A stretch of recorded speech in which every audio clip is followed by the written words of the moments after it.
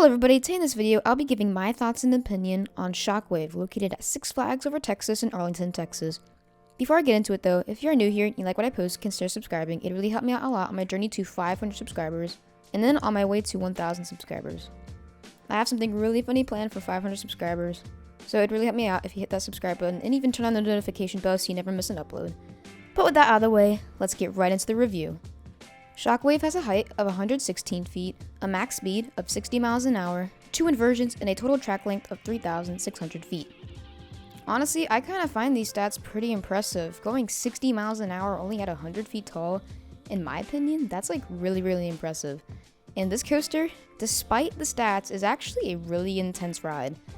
This pulls a maximum G-force of 5.9 Gs, which I'm pretty sure is the second most in the world on a single roller coaster. So that's actually kind of cool. So let's start off with the ride experience. First, you come up out of the station and go up the 116 foot tall lift hill. After you reach the top, you'll take a nice right hand turn 180 degrees to your right, and then you go down the very shallow drop. I only rode this in the back row, so all of this will be coming from the back row experience ride. The drop gives some pretty good whip, but it's nothing special. You don't really get much airtime, but you do pick up speed when you go down that drop. And then you hit your first of 2 vertical loops. Now, I was expecting this to be a very intense moment because, 5.9 Gs is something that not really every roller coaster does. So you would expect a blackout at least, But no, this was just kind of like a normal, intense loop. Now, don't get me wrong, this is a very intense loop, but it wasn't as intense as I was expecting it to be. If you've been on Super Duper Loop at Hershey Park, that's literally what this loop is. It's intense, but it's not as intense as people make it out to be. You do get crushed with strong positives though. After this, you come out into the second loop. Again, it's the same as the first one. It's intense, not as intense as I thought, but since you just came out of the first loop, this loop is actually a bit more intense because you're still trying to recover from the positive G-forces that you experienced in the first one.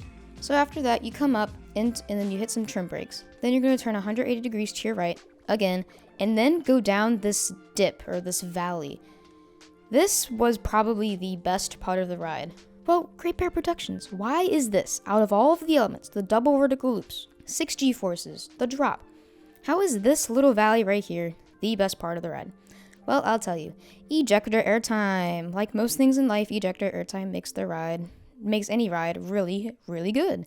And I don't know why, I don't know how this was profiled or what happened, but in the back row, you get insane ejector coming off of this. I don't know how, I don't know why, but it just does.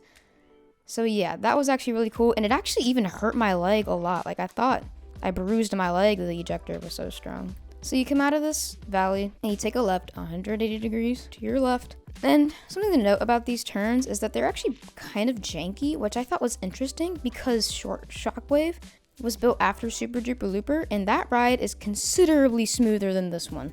So I don't know what happened there.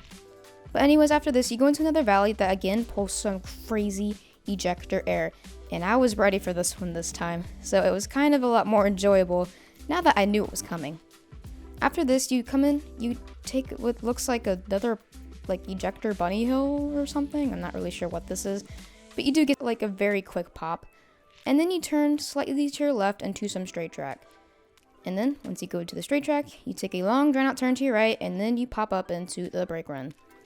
So the layout of this coaster really isn't that inspiring. Really, the only original part are the 2 double back-to-back vertical loops. But the way this coaster takes its layout is very interesting, and I love it. You know me, you know that I love the Schwarzkopf Gerstlauer train restraints. I don't know if it's Gerstlauer or Schwarzkopf, but whatever.